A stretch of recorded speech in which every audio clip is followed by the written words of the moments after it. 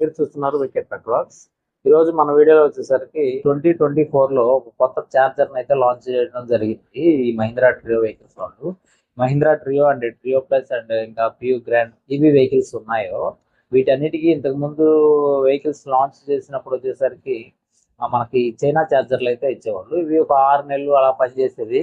ఆ తర్వాత ఫైర్ అయిపోవడం, తర్వాత రిపేర్ సెక్షన్ లేకుండా కొత్తగా ఛార్జర్ కొనుక్కోవాల్సి రావడం అట్లాగా జరిగేది. కాకపోతే ఈ ఛార్జర్ కాస్ట్ వచ్చేసరికి ఒక 10,000 లోపు అయితే ఉండేది.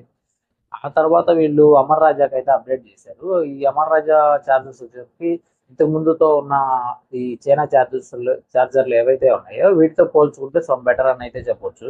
ఎందుకంటే ఇప్పుడు నేను వెహికల్ తీసుకునేటప్పుడు వచ్చేసరికి ఈ అమర్ రాజా ఛార్జర్ అయితే ఇచ్చారు వెహికల్ తో పాటుగా.